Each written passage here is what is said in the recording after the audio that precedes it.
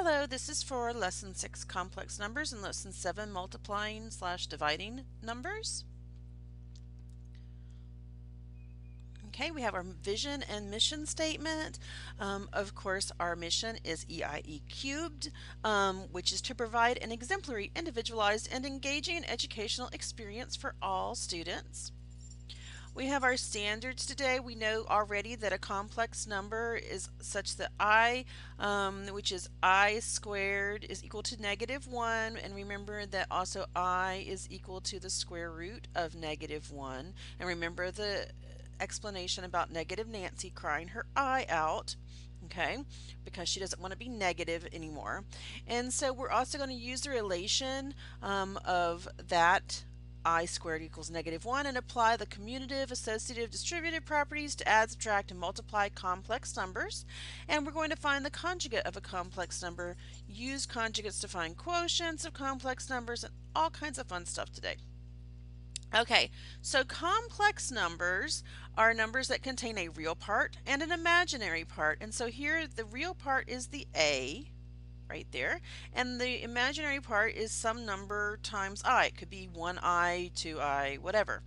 Okay, and so remember we talked about earlier about the different types of numbers. We have natural numbers, those are like 1, 2, 3, 4 right here, and then whole numbers add the number 0, and then we have integers that add the opposites of those natural numbers in addition to the 0, and then rational numbers are numbers that can be written as fractions. And then we have those irrational numbers like pi and numbers that don't ever end. You can't write them as a fraction because the decimals never end or repeat. Those are all part of our real number system.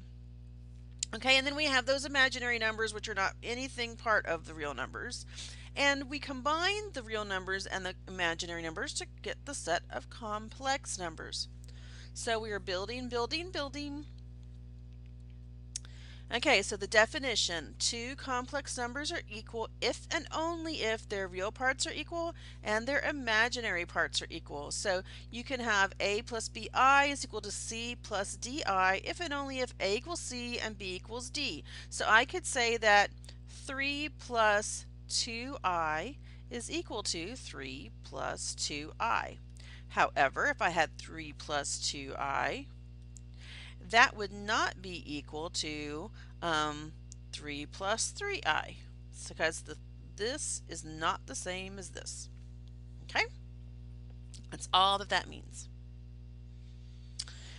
Okay, so we're going to learn how to add and subtract complex numbers. The first thing we're going to do is we're going to add the real parts, and then we're going to add the imaginary parts. And when we do this, we're actually using the commutative property because we're changing things around. So I'm going to just rewrite these so I have the real parts and the imaginary parts together. So we've got -3 plus 6. I'm going to group those together, and I've got 5i and 2i, and I can group those together.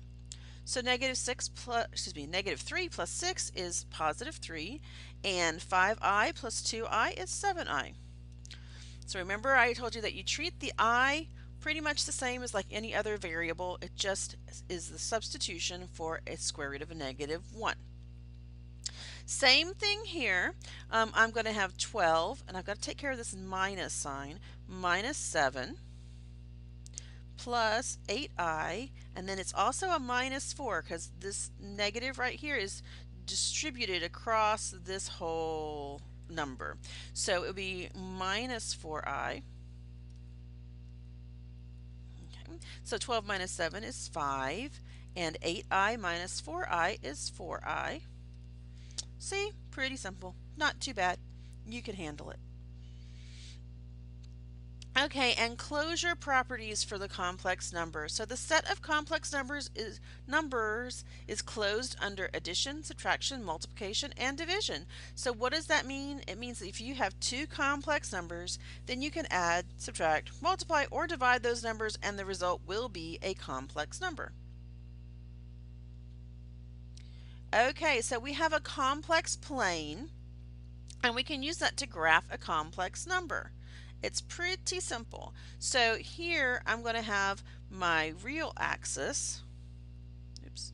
This is the real axis, so I'll graph the real number along that line, and this is my imaginary axis. So what's going to happen is I'm going to have an ordered pair of AB where A is the real number, real, and B represents the imaginary coefficient. So here with 4 plus 5i, I am going to graph the number 4, 5 on my graph. So let's graph that. So we move over to the right 4 spaces, 1, 2, 3, 4, and I'm going to go up 5. 1, 2, 3, 4, 5. So this number, this spot point right here will be 4 plus 5i. That's really what the number represents right there. Same thing here. I'm going to graph negative 3, 2. So I'll come over here. This will be negative 3, negative 1, 2, 3, and then up 2. And just for ease, I'm going to label this A, this B, this C, and this D. So on this graph, I'm only going to put the letter B. Here for the letter C, I'm going to use negative 4, negative 7. So I'm going to move to the left 4 spaces, down 7 spaces. 1, 2, 3, 4, and there is my point C. And then for D, I've got 6, and be careful, remember there's an imaginary 1 in front of that I, so it'd be negative 1. Okay, so I'm going to move 6 spaces to the right and down 1. And that's my point D. So this would have been A. Okay, so then calculating the modulus of a number. The modulus of a complex number is denoted by the absolute value of A plus BI. Okay, so that's what it looks like. It looks like the absolute value symbols right here. Okay, it's really called the modulus. Okay, but it's the distance between A plus BI and the origin on a complex plane. So if you had a complex plane here, and I've got this point out here, and it's, oops, say it's A plus BI. Okay, let me just erase this here. Then what we're doing is we're actually finding the distance from the origin to that point. Okay, and in this case, we're going to use a distance formula, and that is the square root of A squared plus B squared. Okay, and you can think of it, this would be A, right? And this would be B. Okay, so really we're finding the hypotenuse of a triangle, and we know that A squared plus B squared is equal to C squared, but we have to take the square root of C, or of both sides, in order to get C, and there is C. So it's really only the distance formula, okay, modified for the modulus. So let's find one. So remember we said that the modulus is A squared plus B squared, right? The square root of that. So I'm going to find the modulus. 3 plus 7i will equal to the square root of 3 squared plus 7 squared. Okay, and that's going to be equal to the square root of 9 plus 49. Let me move this down a little bit. And that will also be equal to the square root of 58. Okay, and we're going to write it in simplified radical form. And so what happens here is 58 is 2 times 29. So we really can't simplify it because 29 is prime. Okay, and so we can, so it's exactly equal to the square root of 58. If we wanted to find an estimate, we can plug into our calculator. Okay, the square root of 58 is equal to approximately 7.62. Okay, and so let's try 4 minus 6i. So the modulus of 4 minus 6i, remember that's just a distance from the origin, is equal to the square root of 4 squared plus a negative 6 squared. Okay, and here it doesn't really matter if you put the negative in or not because you're going to square it and it's going to become positive, but I put it in just so you know that I didn't forget it. So 4 squared is equal to 16, and negative 6 squared is equal to 36, and we'll add those together and to So we have the square root of 52, and the 52 is 4 times 13, and so 4 is 2 times 2. So we do have one pair, and the square root of 13 has to stay underneath here. Remember my example about POW is always trying to escape. So we have 2 times the square root of 13. Okay, now if we wanted to get an approximate answer, square root of 52 is equal to approximately 7.211.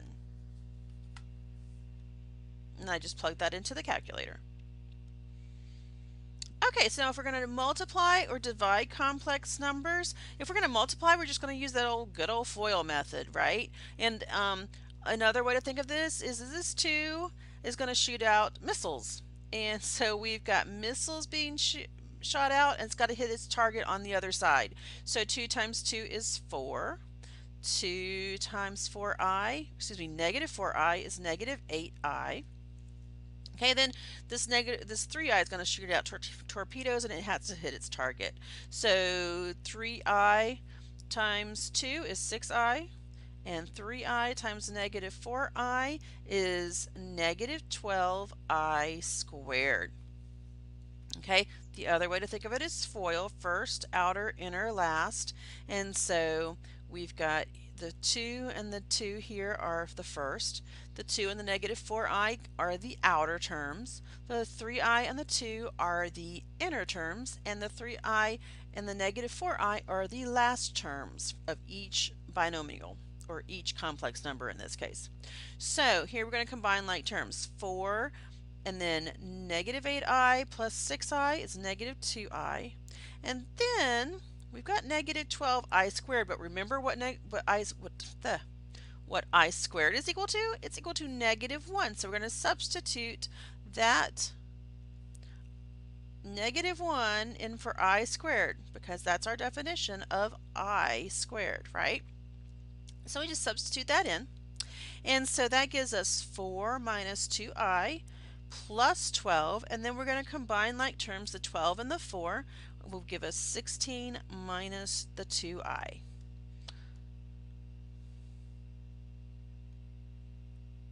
Okay, so what's the complex conjugate of 3 plus 2i? So all that we do if we want to find the conjugate of a complex number is we're going to change the plus in the middle to a negative, or vice versa. So 3 minus 2i would be the complex conjugate. So in general, the complex conjugate of a number a plus bi is going to be a minus bi. We just change the sign in the middle. And the conjugate of a minus bi would be a plus bi. And if we take those two numbers, they are called conjugate pairs. Okay, so those are some definitions there. Why is it important? Well, I'm going to show you, and it's going to be incredibly important when we're going to be dividing by complex numbers. But let's take and multiply 7 minus 2i by its complex conjugate.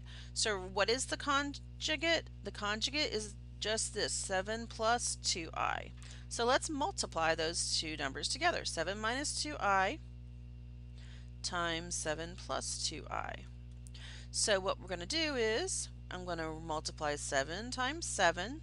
You can think of it as FOIL, or missiles and torpedoes. So 7 times 7 is 49. 7 times 2i is 14i. Negative 2i times 7 is positive 14i.